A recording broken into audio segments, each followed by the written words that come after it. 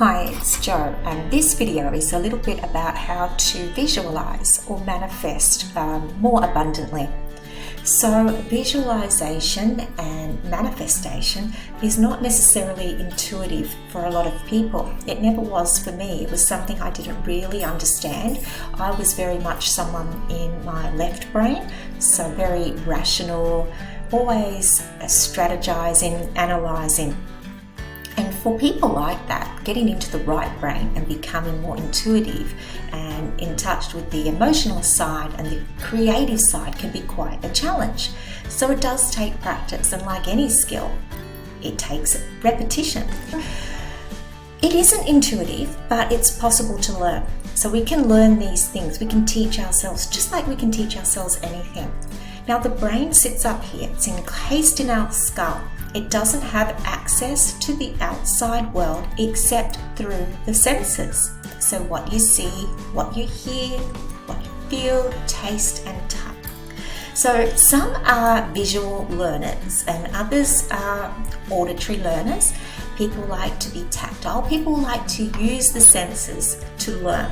Now we have preferences for this, and good educational programs are aware of this and try to incorporate and integrate all types of sensory learning.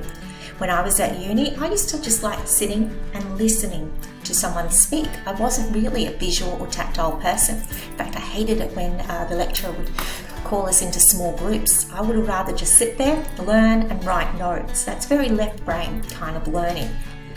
But once we learn new skills, we need to repeat them often enough to make the learning automatic or crystallized.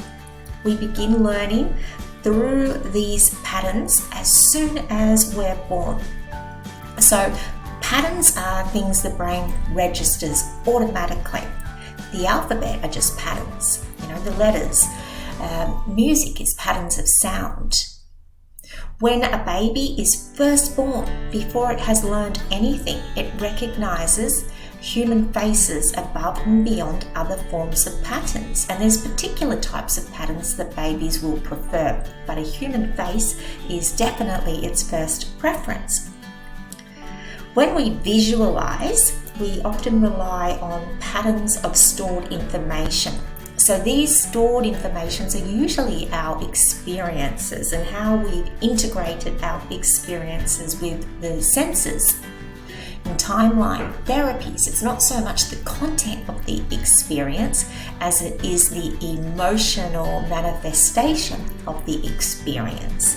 So when we visualize to manifest, we should not be doing so from a place where we're desiring things. And this is one of the first mistakes people make in manifestation. If you've ever watched The Secret, people are taught to focus on what they desire, what they want.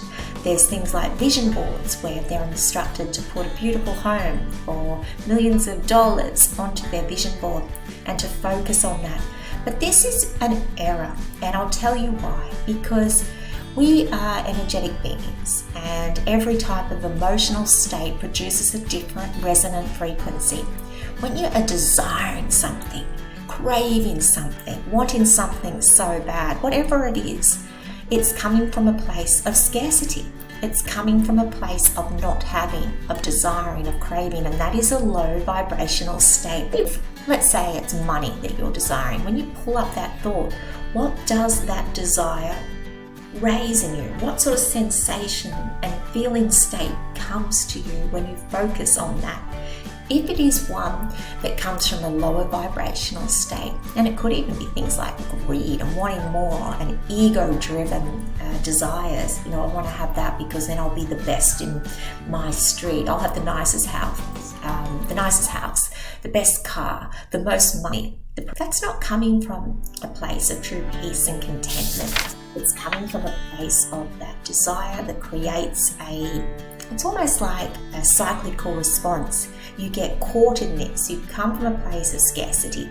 You're craving, you're desiring, which means it's not going to manifest, which then also reaffirms your belief that you have nothing.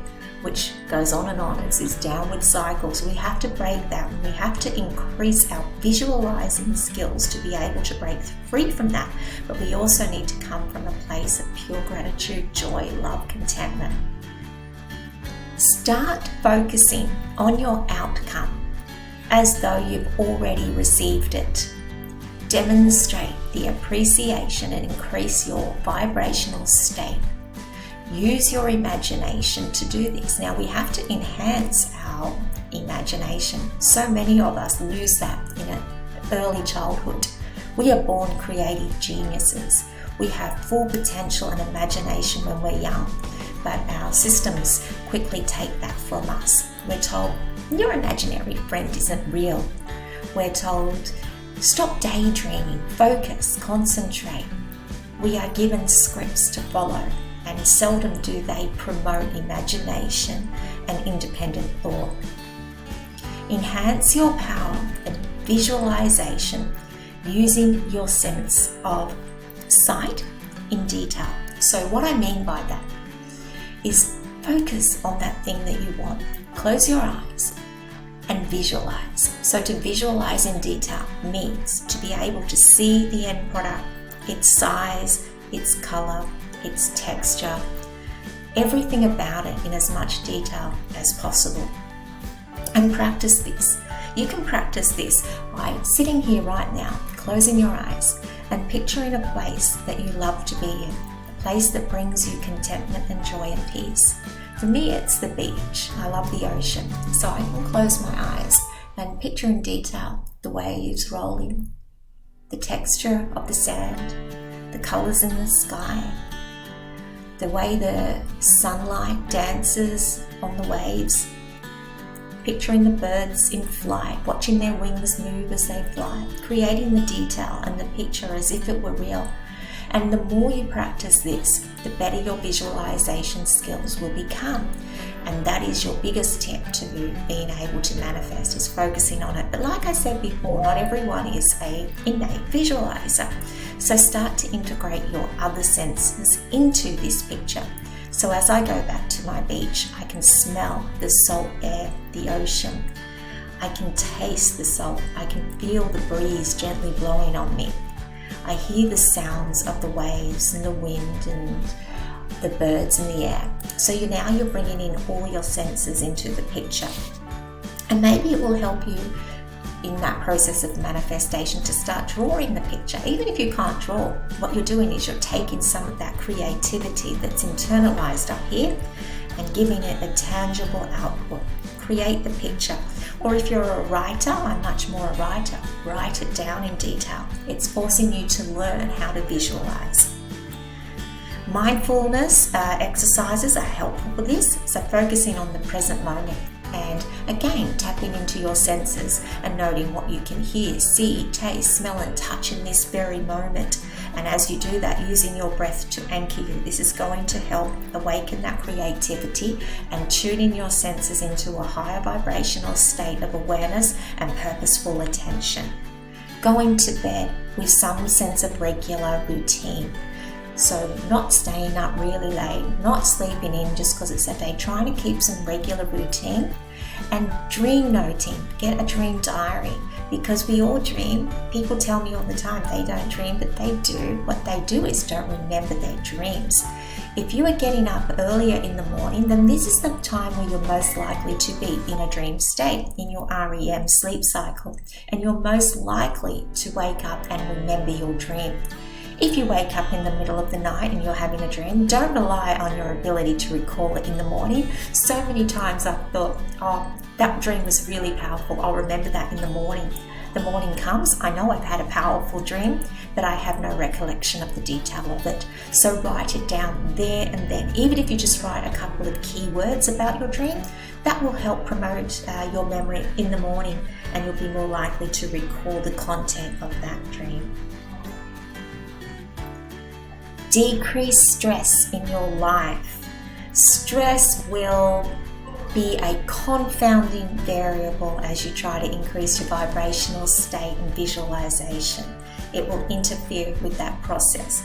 So do what you can, control the controllable, find in your life what you can control and take action to remedy it. Things that are outside of your control, you have to choose to let go. Accept and commit to that you have no power over them and release them from your life. Otherwise, you will be in bondage and servitude to them, and your ability and potential to manifest and create abundance in your life will be thwarted. Work on improving your memory. Do some memory mnemonics. Practice tasks. Do visual snapshots. So I do this. I find a scene that's beautiful.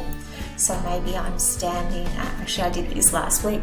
I was standing at a field near where I live, and it was coming up to this twilight time of the day, just before the sun was setting, and there were cows in the field, and the colours in the sky, these apricots and crimsons, were absolutely beautiful. I didn't have my phone on me, so I took a mental snapshot.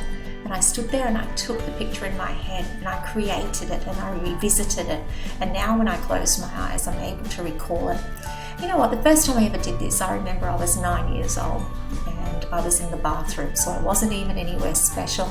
And I just remembered in that moment, it was just a moment of appreciation. I was at home, I felt safe, I had my mum, a little baby brother that had just been born. And I remember in that moment thinking how beautiful it was, and I wanted to keep it forever. And I stood there without knowing any of this back then. And I just closed my eyes and I took a snapshot.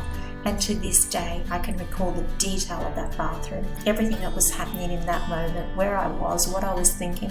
So this also enhances your ability to manifest later, because it's tapping into that creative potential and your memory and your emotional state, and integrating all the sensory experiences as well.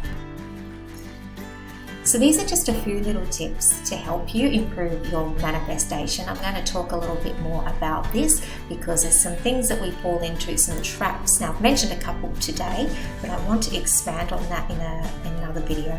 But for now, practice the little tips that I've given you today. And in case you've forgotten what they are, I'm going to bring them up on the screen now. Jot them down, practice them, and until next time, have a very happy and peace-filled day.